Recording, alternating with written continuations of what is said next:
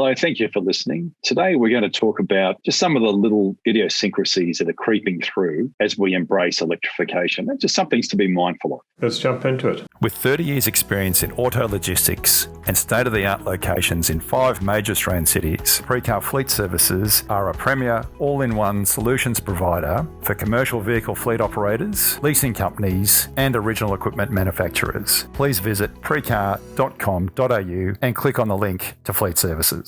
I was listening to a utilities expert this morning, and it was a fascinating discussion that he had, because I think it's almost like we've been sold a pup when it comes to renewables, because everyone says, oh, but renewables are cheaper, so we don't want dirty coal-fired power stations.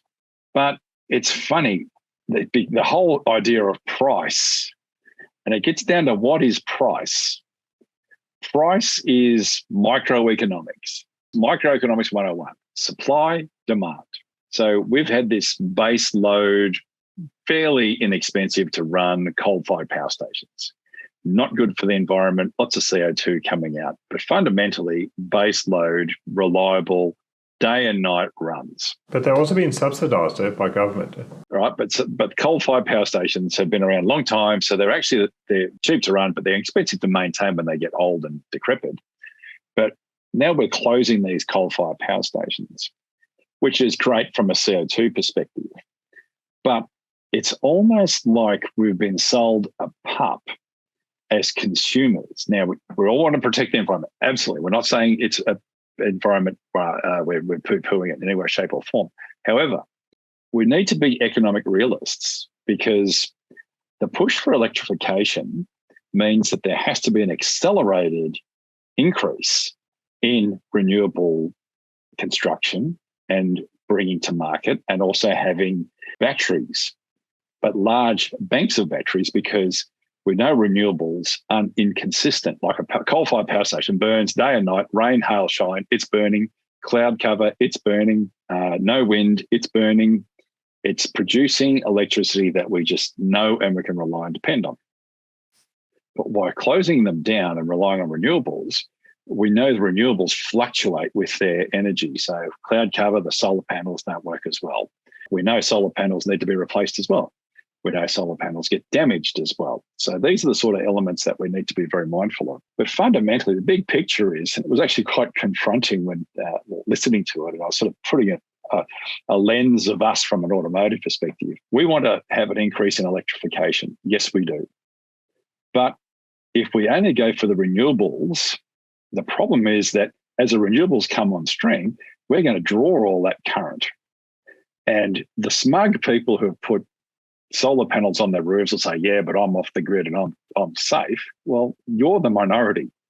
The challenge is that everybody else will actually pay more for electricity, because we've decarbonised and taken gas out of cooktops and all this sort of stuff, and we've put induction cooktops which draw more electricity. So fundamentally, we are becoming increasing consumers of electricity, which is why electricity prices are going to stay high. They're not going to come down anytime soon. And the race to electrify is just going to increase that. So we have to actually get used to having high electricity prices, which means that the cost of charging your car is actually going to be higher. Now, once again, I'll talk to the smugness, the smug ones that, yes, I'm off the grid and I've got enough solar panels and enough batteries on my house to charge my Tesla. That's great. But for the standard person who's in an apartment block or is using a shared resource, they're still going to pay more for electricity, which means you're actually going to pay more to put electricity in your car. And also those charge stations that you need to be interstate or away from your house to fast charge, you're going to be paying more for that. And we're already starting to see that real life data straight out of Germany, where we're seeing operatives that are using the fast chargers, and if they don't charge at home and just use the fast chargers, they're actually spending as much, if not more, as they were using an ICE vehicle. So these are the challenges that we just need to be very mindful of on the fantasy, which is a great idea, and also the harsh realities. And I know a lot of people don't like the harsh realities of the narrative not necessarily matching what we want it to hear. because we all want electrification. But let's be real. It's going to cost money. And if we think it's going to cost us less overall in the long run, I think we're living in a fool's paradise. But I think, Mark, it's not about having one or the other. It's about, because people are talking all or nothing. And I don't think that's the situation. It's going to be a blend of different things, and it's going to take time to phase out the coal, phase out the other systems. Renewables is just one part of the element, because there's some real challenges with renewables. And there's going to be other things coming in, like hydrogen, or different types of technology. So I think it's going to balance out in the end. It's just going to take time to get there. Because the other thing, in short term, to install chargers, if you're living in a block of flats, it's quite challenging and very expensive to install chargers for all the people in the flats. And if you don't have a charger at home, it becomes very difficult unless there's a huge number of public chargers. It's interesting, John, also just looking at the European experience. So here we have a situation now where Europe's tracking at, 10%, 15% electrification in some countries, higher obviously in Norway. So we have the mainstream parts of Europe that this is going to be an interesting summer where people will travel more with their EVs. So the north of Europe, very sophisticated, electrified. The south, not so much, but that's where everyone goes for their holidays. So taking your EVs down into an area that isn't as electrified is going to cause a few more challenges, because now you've got more vehicles and the infrastructure there is even going to start to be under a bit of pressure. And it gets down to this planning, and an EV is very much about planning and having to consider your car a bit more than perhaps you were with your ICE vehicle, where you just drove it and filled up when you thought you might need to. So we're sort of almost back to where we were with ICE vehicles in the 1930s and 40s as to where the filling stations are versus where the charge stations are in the 2020s. And I think the other problem we have is at these charge stations, if everybody is going away on holiday at once and the roads are very busy, the charge stations are overutilized. And then for the other 340 days of the year, they're underutilized. So it's trying to get that balance and get the investment into those charge stations that they have enough capacity at those peak periods when they're needed. Otherwise, you're going to have long lines and queues of people sitting waiting to charge their vehicles. And the long queues are nothing new. We see it with the ICE vehicles. Those same cities or country towns or major centres where the truck stops are, they are notoriously full of cars lining up to get to the apron to fill up. And there may be 3 or 4 cars behind each Bowser waiting to fill up. But the upside with an ICE is that you can push through and it takes 5 minutes to fill up each car and then it drives off. Whereas with an EV, it's half an hour or an hour at least to get a decent charge in there while you're waiting for the next car. And so you've got 5 or 6 cars lined up waiting for that one EV.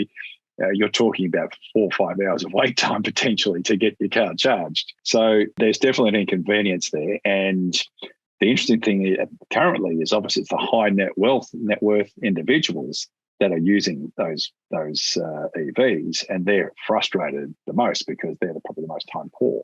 Now, the other thing which is quite interesting that you're starting to see come through is the weight of the vehicles. And with each battery, you're adding about a ton to the vehicle. Now, there's 2 things impact that this can cause. One is parking garages, because if every car is an extra ton, those parking garages were never designed, especially the older ones, to carry that much weight. So if you have a whole parking garage full of EVs, there's risk that it could collapse. And the second thing is when these EVs are hurtling down the highway and they've got an extra ton of weight, that's a lot more mass of vehicle going down the highway. And it's your simple physics equations, there's quite a lot of impact. You have 2 EVs plying into each other. So I think you're going to start seeing other repercussions of EVs that weren't originally anticipated. But you do raise a very good point here, John. The car is engineered for the weight of the vehicle, the ride and handling characteristics from a safety perspective. What's not engineered is the buildings that the vehicles are parked in. They were engineered for a different time and a different type of vehicle. And you're right, it changes. And we look at even some of let's look at the houses that were built in the 1940s and 50s, or even go earlier, ones that didn't even have garages. Early garages were way too small. You look at them now, you think, how could you ever fit a car in there? The cars were smaller. So this is where you raise a good point that the apartment blocks where the parking is above ground. Underground, not so much. There are other issues with that, where some of the larger property management organisations have concerns for EVs in the case of basements where there's flooding and you have water issues with EVs and fire. So that's one thing that's a real issue that a lot of apartment blocks are looking at for underground parking. But you raise a good point for above ground parking. If it's, say, an older building that has ramps where you park on the first or second level, or multi-stories where there's, say, a structure that was built in the 50s, 60s and 70s, they may not be engineered sufficiently to carry a lot of that sort of weight, because they would have been designed to carry cars that were between 800 to 1.5 tonnes, with an average weight of maybe a tonne or a bit less. And suddenly you're moving the average weight to be 1.5 tonnes. Well, then you start to get potentially some risk with the parking garage from a multi-level perspective. But underground has its own challenges from a water and an EV. But the multi-stories, you're right, it's a good point. No, it's an interesting one, because from an EV perspective, we know it's coming, but I think the growing pains, we're still learning about the growing pains. It makes sense to bring as many into the market as possible. And it makes sense that we get the car park as operational as possible. But once again, it comes down to get it to be as much back to base as possible, which will be the most cost effective, not using the chargers that are fast chargers, because it's going to cost you more money. And we know that electricity is going to get more and more expensive. It's not going to get cheaper. It's fantasy if we think it's going to be less than what it currently is now. It is just going to get more expensive. We'll use less gas, but we're actually using more electricity in our lives. So the faster we can get more renewables out there, the better. But once again, the problem it's almost like we're chasing the tail, because we're putting more EVs out there as we're shutting down standard energy sources or the old school coal-fired power stations. And that's why if you look at countries that have been like, I look at France as one of the leaders, because France has got nuclear power. So it is green energy. It makes so much sense to run EVs there. Norway, obviously, lots of renewables. They've invested heavily in that, but they've made their money out of selling fossil fuels to everybody else in order to fund it. So, but they've made a conscious decision to do so, and that's great, and it's a credit to them to do it. But the challenge will be, especially in this market here, we're a long way from getting enough coverage from a power generation perspective to have cheap electricity in the long term. It's going to cost a bit more money, and I think that's the key. We embrace the electrification, but I really think we're in a fool's paradise if we think it's going to be cheap in the long run. Because we thought everything was great initially when COVID hit and all the prices dropped, but we've seen the reality that doesn't last long. Ultimately, we all end up paying more. That's how the world works. Thanks for listening. I hope you enjoyed the conversation as much as we did. Subscribe to our channel on YouTube, Spotify and iTunes, and we look forward to chatting to you again next week.